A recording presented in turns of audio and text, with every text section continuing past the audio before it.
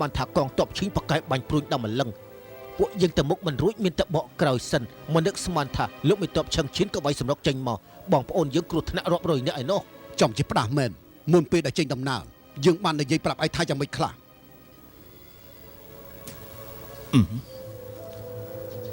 លោកម្ចាស់យប់នេះយើងវាយសម្រុកចូលទៅទោះបីជាគេបាញ់ព្រួយយ៉ាងណាក៏ធ្វើអីយើងមិនកើតដែរទេយើងមិនត្រូវវាយសម្រុកពេកទេយើងត្រូវប្រើល្បិច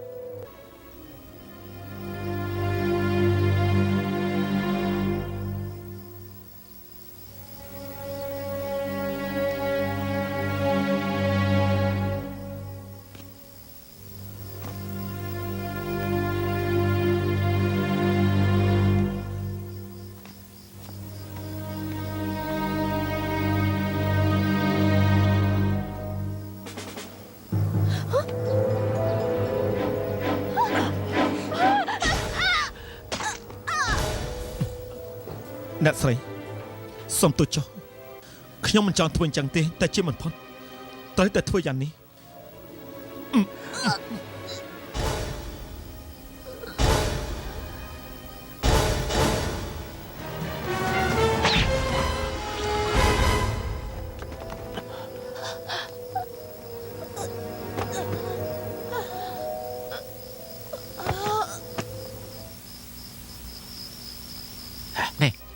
ឯងមិនលឺគេនិយាយដែរទេលោកមេតបធំបានស្លាប់នៅសមរភូមិហើយ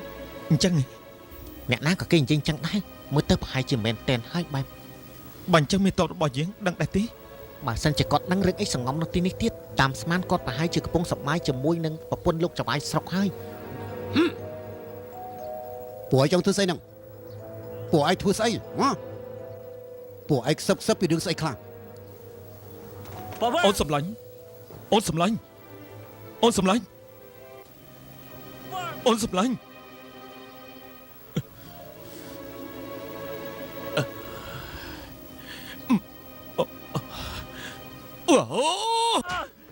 អូយលោកមេតបមិនមែនខ្ញុំទេលោកមេតបមិនមែនខ្ញុំទេលោកមេតបស្រុកសេងលិនបាត់បង់ទៅហើយលោកមេតបធំក៏ស្លាប់ដែរហើយនិយាយថាសៀងឈិតបាត់បង់មេតបធំក៏ស្លាប់ទីនោះដែរចោលចឹងហើយឯងធ្វើឲ្យខូចការរបស់យើង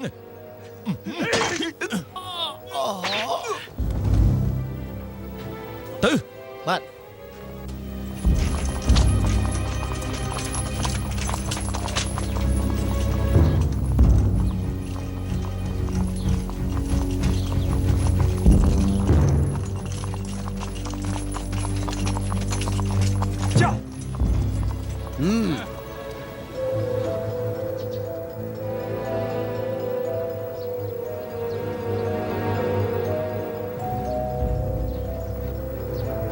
ពួកយើងសម្រុកចូលទៅលោកម្ចាស់ពួកយើងជួបមុនកុំអាលវាយអីប្រយ័ត្នមានល្បិចខ្លាចស្អីវាយសម្រុកចូលទៅម្ដងទៅចូល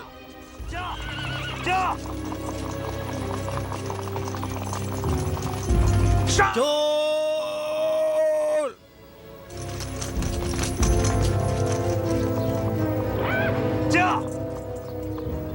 អាចឆ្កែចង្រៃហើយឆាប់ចេញភ្លាមមកឯងត្រូវតែស្លាប់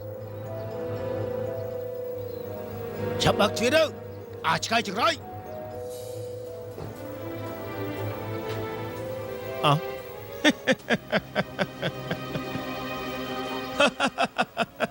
លោកម្ចាស់មិនក៏មិនឆាប់ចូលមក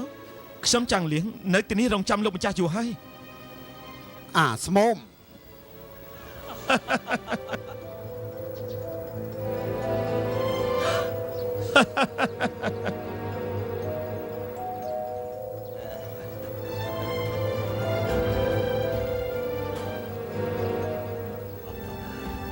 មក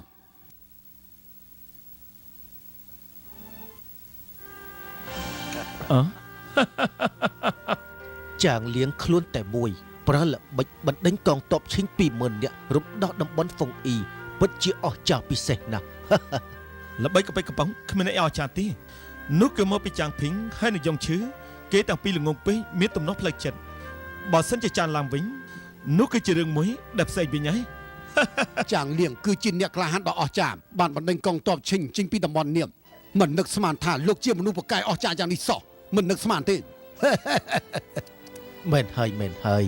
ក្រោយពីធ្វើឃាតបរិជាឈីងចាងលៀងក៏រត់ពីកន្លែងមួយទៅកន្លែងមួយមិនត្រឹមតែប៉ុណ្្នឹងទេជាមួយនឹងលោកស៊ឺម៉ាជាគ្រូនិងសិស្សទៀតផងនៅជាមួយលោកគ្រូស៊ឺម៉ារៀនចេះវិធីធ្វើសឹកច្រើនបែបច្រើនយ៉ាងណាស់ពឺពិតជាអស្ចារ្យមែនតែម្ដង តើហេតុអីបានជាលោកដឹង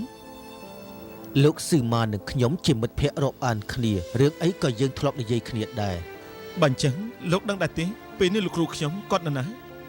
អូយគាត់នៅកន្លែងសប្បាយរីករាយដល់គ្មានអ្នកណាដឹងទេ ហើយនៅចាំងលៀង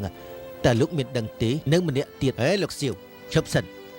ចាំងលៀងអ្នកទាំងពីរគិតតែពីនិយាយគ្នាលេងរវល់នឹងពួកខ្ញុំហើយធ្វើអញ្ចឹងដូចជាអត់សមសោះណាហ៎ ល្អយើងនិយាយគ្នាទៅ សំទោស អេលោកចាំងថ្ងៃដែលនៅស្រុកលីសៀនលោកកុហកពួកយើងមិនតិចទេខ្ញុំវិតែសម្រាប់លោកនៅសាលាស្រុកទៀតណា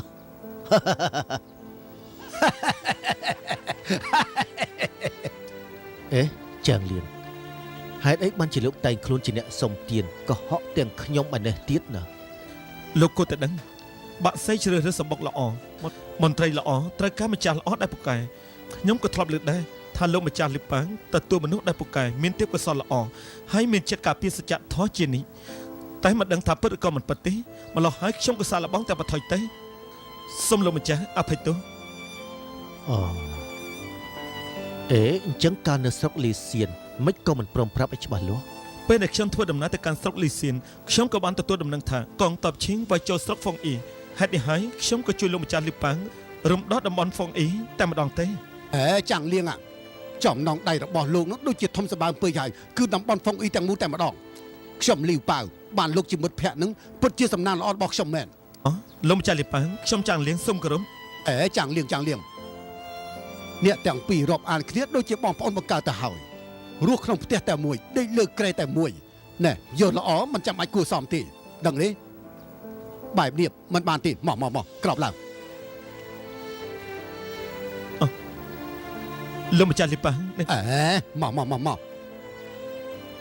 រៀបចំម្ហូបស្រាដើម្បីទទួលចាងលៀង អូល្អណាស់ល្អលបង បាត់បងស្រុកពី3គ្មានអីគួរអស្ចារ្យទេ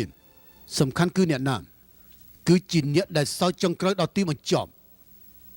កងទ័ពរបស់សៀងលៀមឈ្នះយើងច្រើនលើកប្រកាសជាមានក្តីអំណួតខ្លាំងណាស់យើងនឹងរកឱកាសវាយសម្រុកដើម្បីយកជ័យជំនះលើពួកវា លោកមិនតបនិយាយត្រូវ ស៊ឺម៉ាស៊ីងហ្វុងអ៊ី បាទ អ្នកទាំងពីរដឹកនាំកងទ័ពរបស់លោកទៅអ៊ីហាខាងកើតវាយចូលតំបន់វិញ លោកមិនតបវាយតំបន់វិញយើងឈប់វាយសៀងលៀងហើយ យើងវាយតំបន់វិញតំបន់ឈីបក៏ព្រោះតែចង់ចាត់ការសៀងលៀងនៅតំបន់ឈូតែអ្នកទាំងអស់គ្នារងចាំទទួលបញ្ជាពីខ្ញុំទៅបានហើយ បាទ លោកមីតបសាន បាទ លោកដឹកនាំកងទ័ពចំនួន 20000 នាក់ឃើញកងទ័ពរបស់លីពីដែលជាកងជិះសេះ 30000 ក្នុងរយៈពេល 3 ថ្ងៃត្រូវទៅវាយចូលតំបន់ឈីមទៅដល់នោះរងចាំបញ្ជាពីខ្ញុំតទៅទៀត ទទួលបញ្ជា ចំណែកខ្ញុំ លោកដឹកនាំទ័ពរបស់លោកទៅកាន់វៃអ៊ីងទៅវាយហានស៊ីង វ៉ៃហាន់ស៊ីងអល់អត់នេះមានអីគួរអស្ចារ្យទៅ ទេធ្វើទៅបិទហានស៊ីងមានកងទ័ពពិតមែនតែគេម្នាក់ឯងមិនអាចទប់ទល់កងទ័ព 100,000 នាក់បានកុំមើលស្រាហានស៊ីងឲ្យសោះឈិនអ៊ូព្រោះតែមើលស្រាគេអញ្ចឹងហើយទីបំផុតក៏ចាញ់គេទាំងស្រុងកុំភ្លេចណាស់ឯងវាយជាមួយនឹងគេបង្ខំឲ្យគេចេញមក តែបើគេមិនចេញមកតើគិតយ៉ាងម៉េច បើសិនជាគេមិនព្រមចេញមកហើយឡំពាត់គេឲ្យចិត្តមិនបាច់វាយចូលបើគេដកខ្លួនយើងនឹងដេញពីក្រោយកុំឲ្យគេមានពេលសម្រាប់ឲ្យសោះតាមស្មានគេប្រកាសជារត់ចោលស្រុកដល់ពីនោះឯងត្រៀមកម្លាំងរបស់ឯងនៅខាងក្រៅឲ្យហើយរងចាំមកកំចាត់តាមក្រោយ បាទលោកម្ចាស់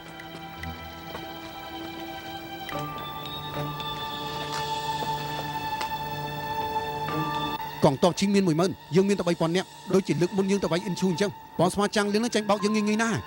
បង្កប់កងទ័ពនៅខាងក្រៅរួចហើយវាយបង្អើគេតាមក្រោយ បង្កប់កងទ័ពរាជការឈីងនឹងមកពីលិចនៅតាមផ្លូវនោះសុទ្ធតែជាកងទ័ពរបស់គេយើងបង្កប់យ៉ាងណា ហើយតែខ្លាចអីទៅ យើងនៅទីនេះចាំគេមកបើគេហ៊ានមកយើងហ៊ានទទួលបងប្អូនយើងនឹងសម្លាប់គេមិនឲ្យតដៃតនេះហើយយើងគិតថាបញ្ឆោតគេឲ្យចូលមកចាំបាយតាមក្រោយវិញ ស្មានតែងាយណាស់ទៅតបរបស់គេច្រើនណាស់វាយយ៉ាងម៉េចបង្កប់តបយ៉ាងម៉េចទៅបាន បានហើយនៅសៀមសិនទៅចាំស្ដាប់លបងហានវិញ ឡោ លបងហានតើគិតយ៉ាងម៉េច រត់រត់អីកងទ័ពឈីងលើកមកយ៉ាងសាហាវមេទ័ពចាំងភីងជាប្អូនរបស់ចាំងឡាងអ្វីដែលយើងគិតឃើញនោះពួកគេក៏គិតឃើញដែរបើសិនជាយើងនៅខាងក្នុងព្រមបាយទេនោះពួកវានឹងបញ្ជូនកងទ័ពមកយ៉ាងច្រើនឡំព័ទ្ធទីនេះដល់ពេលនោះយើងរត់ទៅណាមិនរួចទេប៉ុន្តែបើសិនជាតដៃវិញគេប្រកាសជាសប្បាយចិត្តទ័ពរាជការឈីងធ្លាប់មានការពិសោធន៍ធ្វើសឹកយូរហើយ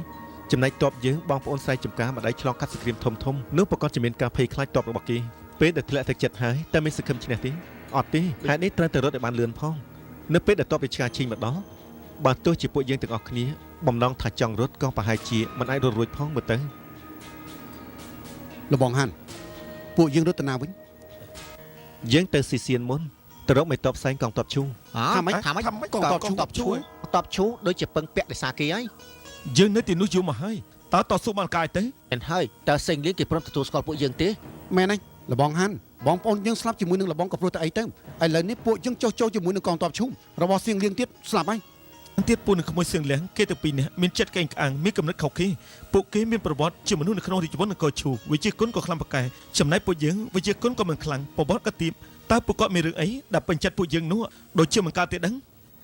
មែនហើយជាពិសេសសៀងអ៊ីតាំងខ្លួនជាអ្នកខ្លាំងគ្មានណាឈ្នះគេទេពេញចិត្តតែលបងចុងលីមីលក្ខណៈជាអ្នកក្លាហានតែមានរឿងអីទៅពេញចិត្តពួកយើងហើយបើសិនជាអញ្ចឹងមែននោះយើងទាំងអស់គ្នានាំគ្នាបំបែកគ្នាតែម្ដងទៅអើយនេះ លបង ហេ លបងលោកបងលបងហានលបងធ្វើយ៉ាងនេះបងប្អូនយើងអត់សង្ឃឹមណាស់តាមខ្ញុំយល់ទោះបីជាយើងទៅរកពួកគាត់ក៏ត្រូវបញ្ជាក់ពីឋានៈខ្លួនដែរពួកលបងជាមេដឹកនាំពួកយើង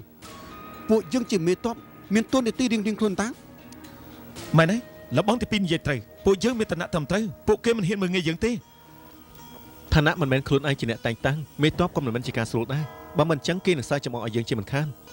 កុំភ្លេចឲ្យសោះចង់តាំងខ្លួនជាស្ដេចនោះនឹងក្លាយទៅជាមុខសញ្ញាដែលគេចាប់អារម្មណ៍ពេលដែលកងទ័ពរាជការមកដល់កងកម្លាំងតស៊ូផ្សេងប្រហែលជាមិនជួយយើងទេដល់ពេលនោះពួកយើងច្បាស់ជាឯកកោមិនខានបើយល់តាមសភាពការនៅក្នុងពេលនេះយើងមិនអាចធ្វើអី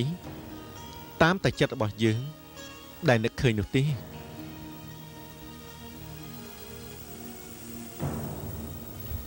ហើយពួកយើងប្របែកគ្នាទៅនេះហើយលបងហាន់ពួកយើងពិតជាចោះចូលជាមួយសៀងអ៊ីមែនទេ លបងហានពួកយើងពិតជាគ្មានវិធីណាផ្សេងពីនឹងទេ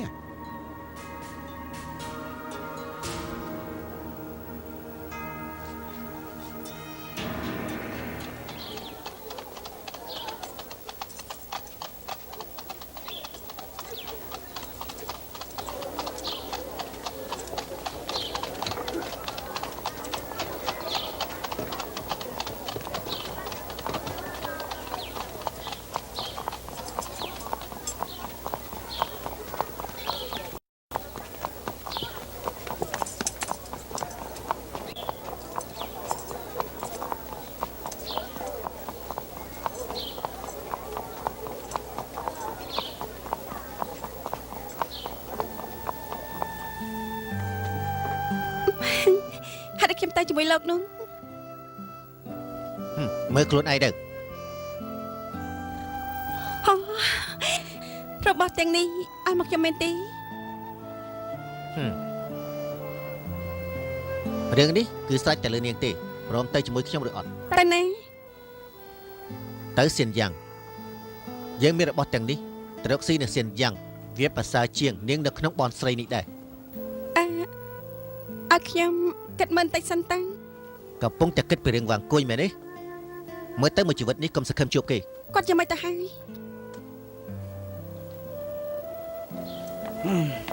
ឈប់សិន នាំគ្នាថយចេញ ចង់ធ្វើស្អីនោះនេះជាជំរំរបស់លោកមេតបផ្សេងមិនមែនហាងបាយចេញចូលតាមពើចិត្តនោះទេ យើងមករកសៀងលៀង តាចាស់ឯងនេះសម្ដីខ្លាំងមែនតាហ៊ានហៅឈ្មោះលោកមេតបធំយើងផងបើហ៊ានហៅទៀតប្រយ័ត្នយើងប្រហារជីវិតតាចាស់ឯងឬក៏ខ្លួនចាស់ពេកឬមួយក៏ធ្វើភ្លើជាងវិញចំជាប្តេផ្ដាស់ពេកហើយ ចំជិបដាំមែនពិតជាមិនដឹងអីមែនកុំថាឲ្យឈ្មោះរបស់គេទោះបីជាយើងតែកភ្លៀងគេក៏គេមិនធ្វើអីយើងដែរ តាចាស់លោកប្រាប់ខ្ញុំមកលោកឈ្មោះអីតកុលអី យើងមិនចង់និយាយជាមួយនឹងពួកឯងទេឯងថយចេញទៅ ណែតាកាចាស់មើលរៀងគ្មានអីអស់ចាផងតែដូចក្អេងក្អាំងពេកហើយចង់មករងងាប់នៅទីនេះមែនមែនហ៎ ចំជិបដាំមែនហ៊ានខ្វះការគួសមជាមួយយើងឯង ជុំសិន លើមិនតបតាកាចាស់នេះក្អេងក្អាំងណា លោកអ៊ំជាអ្នកណាបានជាវាយសេនាប្រចាំមុខសំណាក់យ៉ាងនេះ ឯងប្រកាសជាសៀងអ៊ីហើយមែនទេ ពិតមែនហើយលោកអ៊ំជាអ្នកណា ឆាប់នាំយើងទៅជួបពូរបស់ឯងទៅ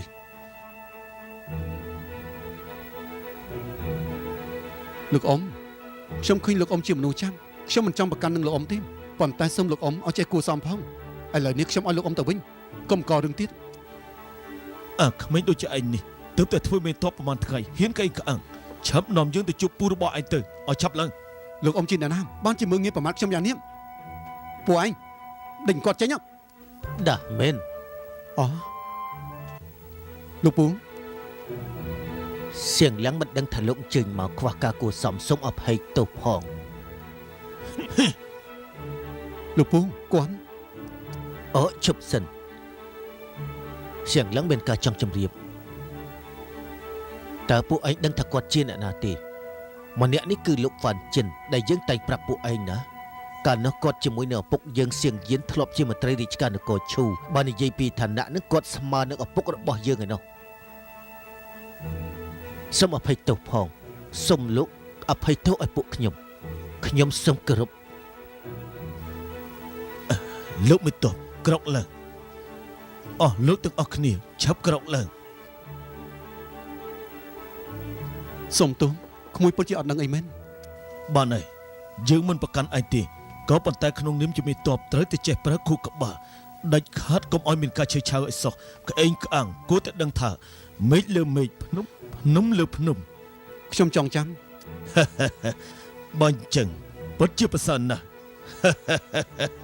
ពិតជាប្រសើរណាស់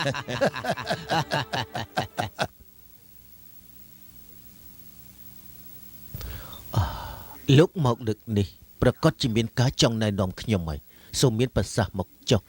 ដើម្បីឲ្យខ្ញុំយល់កាន់តែច្រើនថែមទៀត លោកមេតបប្រយុទ្ធតាំងពីខ្វាយបៃតាមស្ទឹងរហូតមកដល់ណាឈ្នះដល់នោះពិតជាមិនធម្មតាមែនសូម្បីតែកងទ័ពរបស់ចាំងឡើង 20,000 នាក់ដកថយ3ដងរកច្រកចេញមិនឃើញទេ មេដឹកនាំទ័ពតស៊ូបានស្លាប់ទៅបាត់ចំពោះមុខខ្ញុំគ្មានមេដឹកនាំទេម្ល៉េះហើយក៏កាន់កាប់តំបន់រៀងខ្លួនយ៉ាងនេះតទៅទៀតរាជការឈីងប្រកាសជាមានព្រៀបលើពួកយើងច្បាស់ជាមិនខានពិតជាគួរបារម្ភណាស់ អ្វីដែលលោកបារម្ភគឺជារឿងមួយដែលយើងបារម្ភដែរតែលោកមេតបមានយោបល់យ៉ាងម៉េចដែរទេ ខ្ញុំនឹងពួកអស់លោកទាំងអស់ពិភាក្សាគ្នារហូតដល់ពេលនេះមិនដឹងគួរតែងតាំងនរណាជាមេដឹកនាំទេទៅប្រសើរនោះ ហេតុអីក៏មិនតែងតាំងខ្លួនឯងទេ អូយមិនកើតទេអ្វីត្បិតខ្ញុំជាកូនចៅមេតបតកូលឈូតែមិនមានស្នាដៃធំដុំមិនមានឋានៈខ្ពង់ខ្ពស់គ្មានអ្នកណាគេគោរពស្ដាប់បង្គាប់ខ្ញុំទេ តែលោកម្ចាស់ឈិនយ៉ាងម៉េចដែរ អើយមន្ត្រីតូចតាចអាចធ្វើអីបានទៅមិនកើតទេ បើអញ្ចឹងលីប៉ាងយ៉ាងម៉េចដែរ លីប៉ាងកន្លងមកគ្រាន់តែជាមេភូមិកងទ័ពក៏តិចមេតបក៏តិចកុំថាឡើយមេតបផ្សេងសូម្បីតែខ្ញុំនឹងក៏លែងចង់ស្ដាប់គេទៅហើយ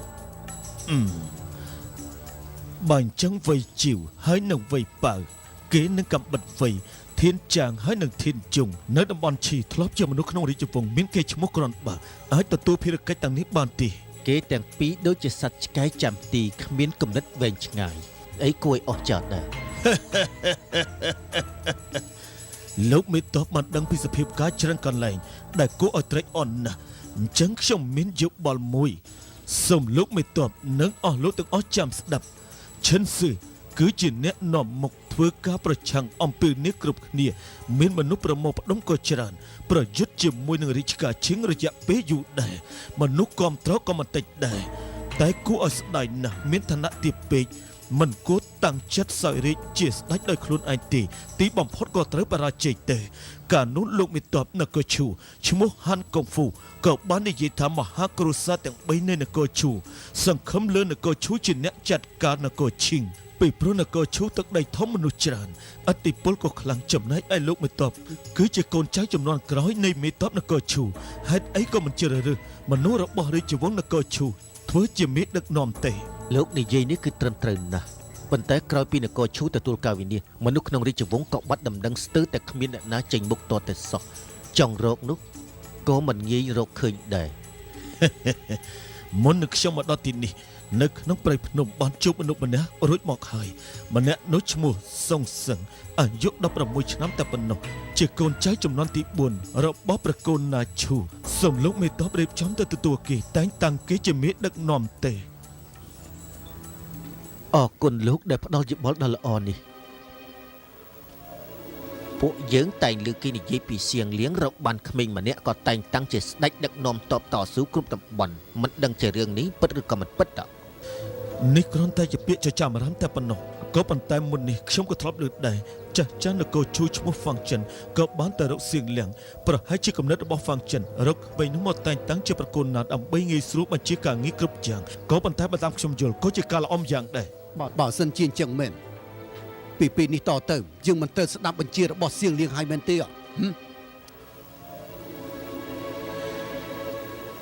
នៅចំពោះមុខកងទ័ពរបស់យើងមិនទាន់មានការរងំនៅឡើយទេយើងត្រូវតែស្ដាប់គេសិនរងចាំកងទ័ពរបស់យើងមានការខ្លាំងក្លាសិនទើបជាការប្រសើរ ជំរាបលោកម្ចាស់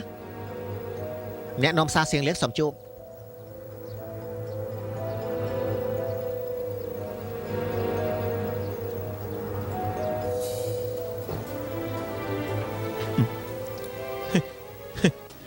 លោកម្ចាស់មិនបាច់ភ្ញាក់ផ្អើលទេប្រហែលជាសៀងលៀងអញ្ជើញលោកម្ចាស់ទៅពិភាក្សាជាមួយលោកមេតបនៅតំបន់ផ្សេងៗ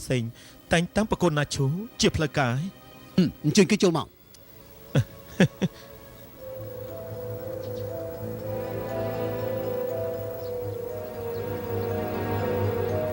ជើញអង្គុយ ជើញអង្គុយ ជើញ នឹង ជើញជើញ អរគុណ ខ្ញុំអង្គុយកន្លែងនេះចុះ ណាទុកខ្ញុំ សំជិញសំជិញ ជើងអង្គុយ ជើញអង្គុយ នឹងហើយ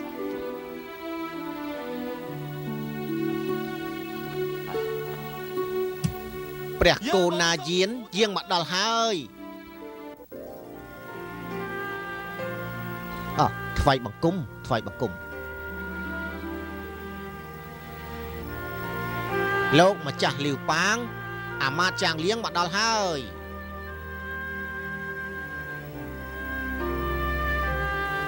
លោកម្ចាស់អញ្ជើញអង្គុយ ហើយ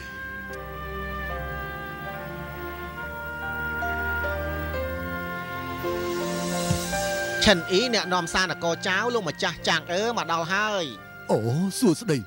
អ្នកក្លាហានទាំងឡាយសួស្ដីអ្នកក្លាហានសួស្ដី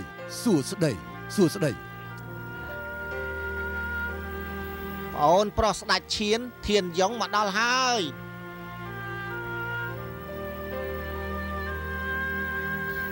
ប្អូនរបស់ស្ដេចវៃប៉ាមកដល់ហើយ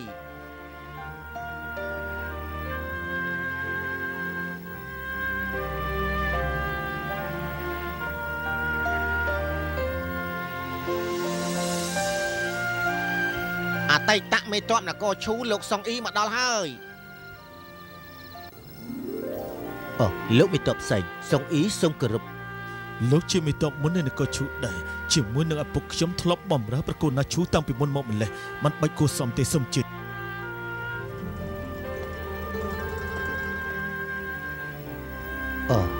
អស់លោកអ្នកក្លាហានទាំងអស់សួស្ដី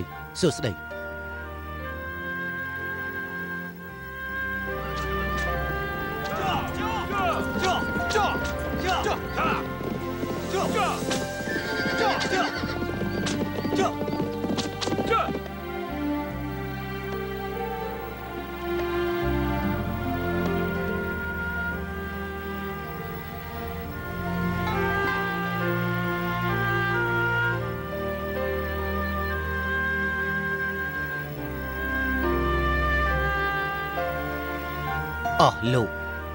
តាំងពីស្ដេចឈិននាំគ្នាធ្វើការតស៊ូ ទាំងអស់គ្នាតែមានគំនិតគាំទ្រជានិច្ចប៉ុន្តែគួរឲ្យសោកស្ដាយបំផុតស្ដេចឈិនត្រូវមនុស្សអាក្រក់ធ្វើបាបបណ្ដាលឲ្យទងនគរឈូស្ថិតនៅក្នុងសភាពមិនដឹងណ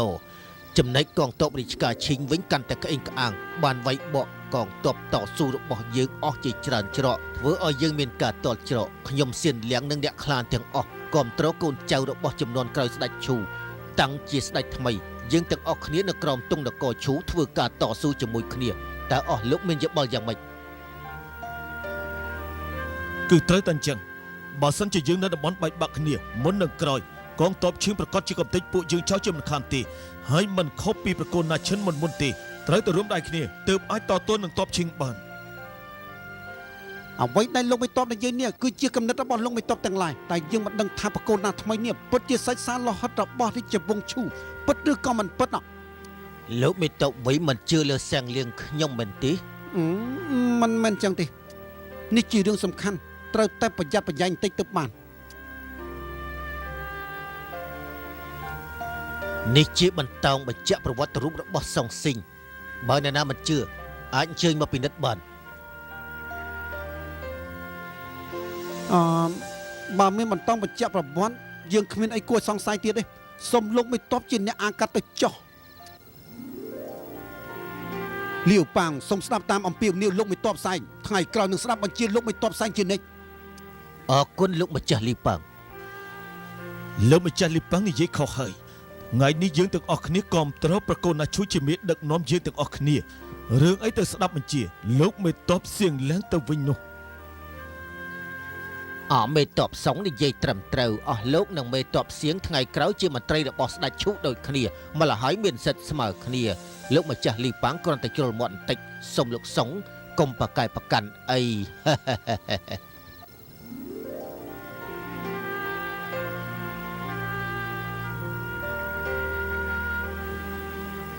អស់លោកបើមិនជឿទេហើយប្រើសម្ដីបង្កប់3នោះខ្ញុំសូមឲ្យអ្នកនោះចាក់ចេញពីទីនេះជាបន្ទាន់ខ្ញុំសៀងលៀងមិនបង្ខំអ្នកនោះទេ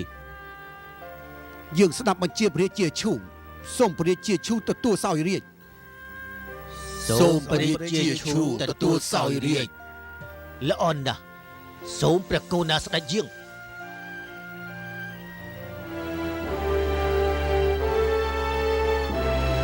សូមព្រះកូណាស្ដេចយាង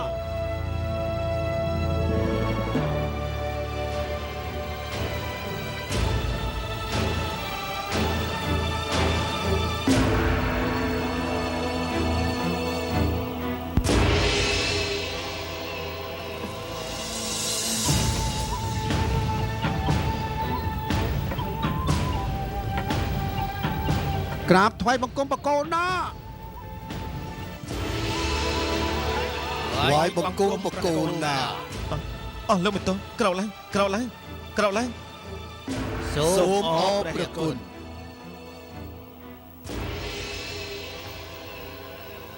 ខែ3ឆ្នាំទី3នៃរាជការឈីងចំនួនទី2នគរឈូninhវៃឈីចាវយានហាន់ព្រមទាំងអ្នកក្លាហានតស៊ូគ្រប់ច្រកគាំទ្រសាច់សាលហិតរបស់រាជវង្សឈូដែលមានហ្វុងស៊ីងជាអ្នកតំណាងទទួលសោយរាជជាស្ដេចរបស់នគរឈូហើយប្រែក្លាយឆ្នាំទី3នៃនគរឈីងលើកជាទី2ត្រូវជាដើមឆ្នាំទី1នៃនគរឈូរួមដៃគ្នាប្រឆាំងរាជការឈីងដើម្បីឲ្យរាជបានសុខប្រឆាំងរាជការឈីងដើម្បីឲ្យរាជបានសុខប្រឆាំងរាជការឈីងដើម្បីឲ្យរាជបានសុខប្រឆាំងរាជការឈីងដើម្បីរាជបានសុខ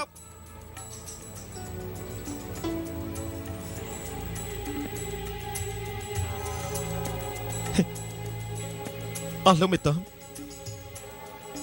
យើងសងស៊ីននៅក្មេងសូមអរគុណលោកមេតបសៀងនិងមេតបទាំងអស់ដែលជួយគាំទ្រយើងហើយព្រមទាំងគាំទ្រយើងជាប្រកូនណាថ្ងៃក្រោយសូមឲ្យអស់លោកមេតបមានចិត្តមួយថ្លាមួយដើម្បីប្រឆាំងរាជការឈីងនេះជាបំណងរបស់យើងដែលជួបជុំគ្នានៅក្នុងពេលនេះ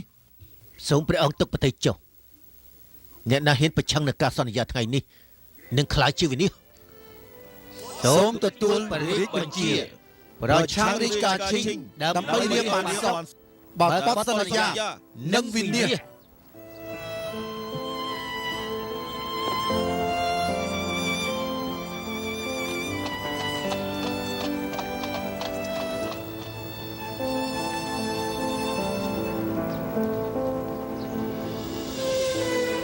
ខ្ញុំហាន់ស៊ីងមកដើម្បីជួបមេតបសៀងលៀងសូមលោកទាំងពីរមេត្តាទៅជម្រាបគាត់មួយម៉ាត់ផង ហាន់ស៊ីងលោកជាជនតស៊ូនៅវាយអេងឈ្មោះហាន់ស៊ីងនោះមែនទេ ត្រូវហើយខ្ញុំឈ្មោះហាន់ស៊ីង អាយ៉ាមិនបានជាថ្ងៃនេះធ្លាក់ខ្លួនយ៉ាងនេះ មកពីឯមយន្តគេប្រកាសជាចាញ់កងទ័ពឈីងបានជាមករកយើងពឹងផ្អែកលើយើង យ៉ាងម៉េចឯងនៅពីមុខកងទ័ពឈីងដូចជាសត្វតង្កូវមកទីនេះកេងក្អាងដូចជាសត្វនេះ បងអូនទាំងពីរសូមកុំប្រកាន់អីមេត្តាជម្រាបមួយម៉ាត់ផង លោកមេតបកំពុងតែប្រជុំជាមួយប្រគល់ណាឈូអ្នកណាក៏មិនអាចចូលបានដែរថ្ងៃក្រោយចាំមកទៀតទៅ មែនហើយថ្ងៃក្រោយចាំមក ចាអេលោកបងហាត់ស៊ីងនាំគ្នាមកហើយហ៎ អូលបងចង់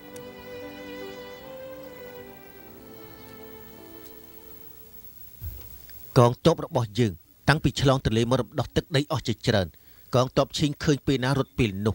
ជាពិសេសកាលដែលវាយនៅសៀងឈិនធ្វើឲ្យពួកគេស្លាប់និងរបួសអស់រាប់ម៉ឺននាក់ចាំងឡើងភ័យស្ទើរលុះពលឹងយើងចង់ឆ្លៀតពេលវាយលុកបន្តទៅទៀតហើយដឹកនាំកងទ័ពច្រកផ្សេងៗវាយចូលសៀនយ៉ាងដើម្បីរំដោះសៀនយ៉ាងតែម្ដង សូមកុំភ្លេចឲ្យសោះជាងនេះគឺជាកំពូលមេតបគេមានរឿងអីនៅស្ងៀមបណ្ដោយឲ្យពួកគេនឹងវាយសៀនយ៉ាង អូលោកមេតបសុងនិយាយនេះគឺត្រឹមត្រូវណាស់បើតាមខ្ញុំដឹងកងទ័ពឈិងដកទ័ពក៏ព្រោះតែចង់វាយចូលនគរឈីបងប្រុសរបស់ខ្ញុំគាត់ក៏មានការបារម្ភពីបញ្ហានេះដែរ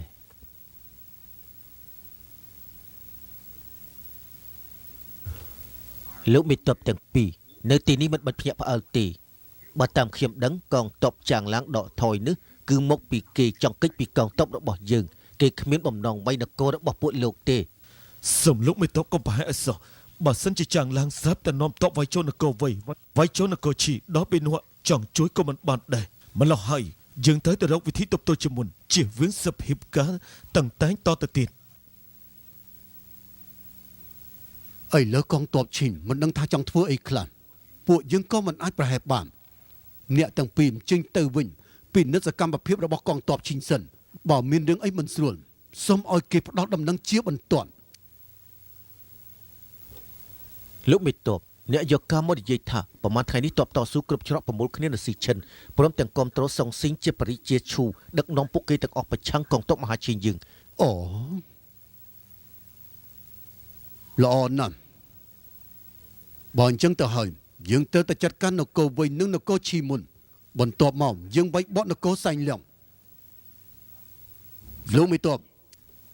បាទ លោកទាំងពីរដឹកនាំកងទ័ពរបស់ខ្លួនចេញដំណើរទៅវាយនគរវិញ បាទ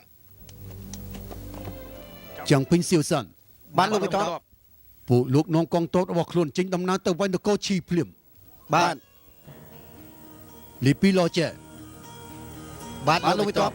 ពួកលោកដឹកនាំកងទ័ពជីសេ30000នាក់របស់ខ្លួនជួបជុំជាមួយនឹងកងទ័ពប្រយុទ្ធរបស់យើងត្រៀមខ្លួនជួយតាមក្រោយ បាទ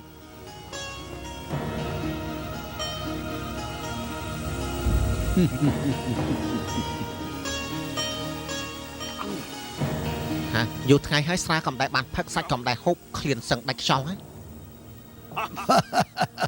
អ្នកបងប្អូននាំគ្នាផឹកទៅហូបឲ្យឆ្អែតទៅទីនេះមិនចេះខ្វះទេហូបទៅហូបឲ្យឆ្អែតទៅ អស់ហើយសូមអរគុណ អរគុណ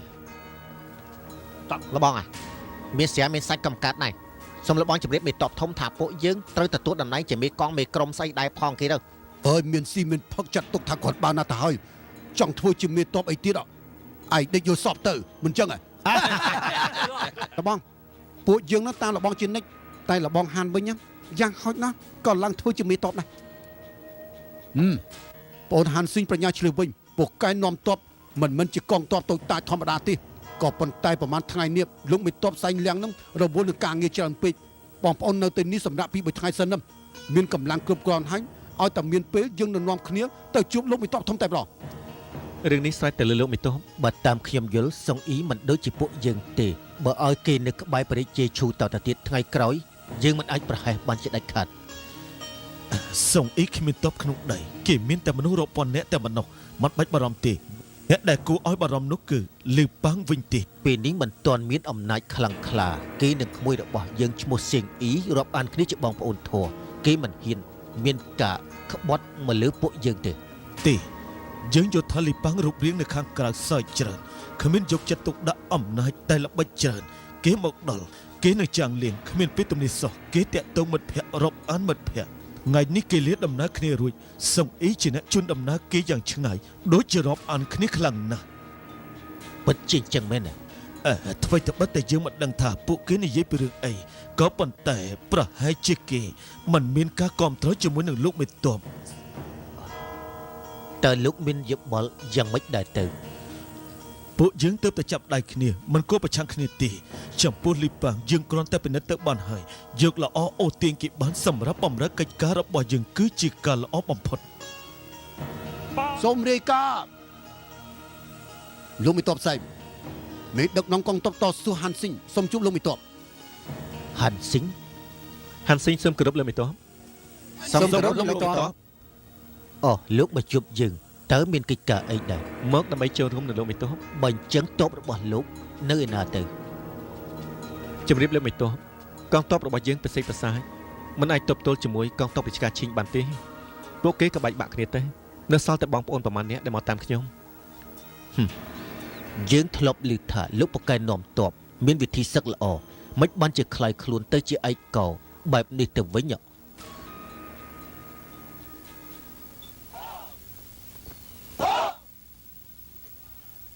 ្នកណា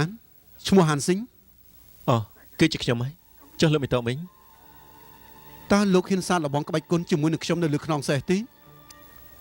ជម្រាបលោកមេតបខ្ញុំរៀនក្បួនសឹកតាមកាពីក៏មិនហ៊ានប្រៀបផ្ទឹមជាមួយនឹងលោកមេតបបានដែរហេតុដូច្នេះសូមអភ័យទោស ធ្លាប់រៀនតែត្រឹមតែចាំងគិញប៉ុណ្ណោះក៏ធ្វើឲ្យលោកនឹងបរាជ័យយ៉ាងនេះទៅហើយតើមានកម្ពីសឹកអីអស់ចាទៀត លោកមីតប ជប់និយាយគ្នាទៅហាន់ស៊ីងយើងយល់ថាលោកក៏ជាមេតបដឹកនាំតបមួយរូបដែរយើងឲ្យលោកនៅជំរំតបជាអ្នករៀបចំកិច្ចការក្នុងជំរំតើលោកយល់ព្រមទេ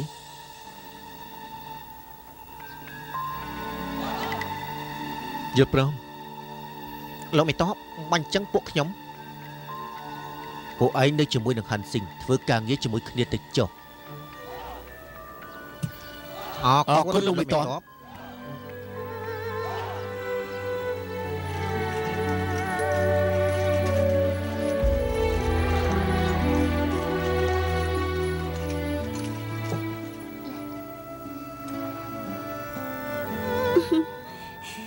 លោកមេតូខ្ញុំឮថាមានមនុស្សមកពីហ្វៃអ៊ីងប្រហែលអ្នកដែរមែនទេអ្នកណាខ្លះទៅតើខ្ញុំស្គាល់ទេ អូគឺចុងលីមិញព្រមទាំងហាន់ស៊ីងដែលនាងតែងតែនិយាយកន្លងមក ហាន់ស៊ីង យ៉ាងម៉េចនាងស្គាល់គេ អត់ទេមានរឿងអីខ្ញុំត្រូវស្គាល់គាត់ពេលមុនខ្ញុំតែងឮលោកមេតូចុងលីម៉ៃនិយាយពីឈ្មោះរបស់គាត់តែប៉ុណ្ណោះ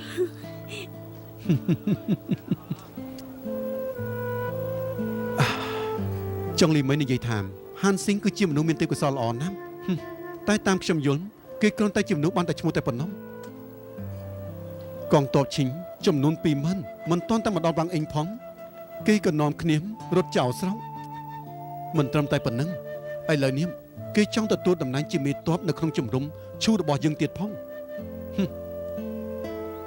ហើយគួយអស់សំណោចសូម្បីតែលពូក៏ស្មានថាគេជាមនុស្សគ្រាន់បានឲ្យគេធ្វើការនៅក្នុងជំរំទៀត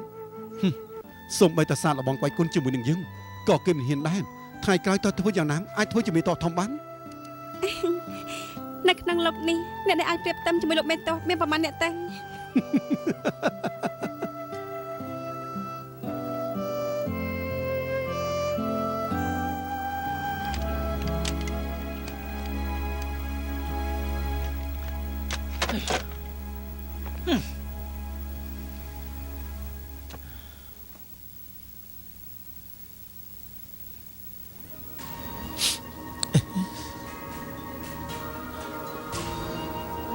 មកណែ បកូនណាតែមានការអី មកលេងជួយចង្រិតជាមួយយើង ហ៊ានទេ យើងឲ្យមកលេងជួយចង្រិតជាមួយយើងហេតុអីក៏មិនហ៊ាន អាប់ទូលព្រះអង្គលោកមេតបមានបញ្ជាពួកទូលមកគុំជាអ្នកបម្រើការងារព្រះអង្គកិច្ចការផ្សេងៗគឺមិនអនុញ្ញាតទេបើមិនចឹងពួកទូលមកគុំត្រូវមានទោសប្រមាថព្រះអង្គ សាញ់លៀងទៀតហើយ យើងមិនស្មើនឹងមេតបសៃលៀងមែនទេ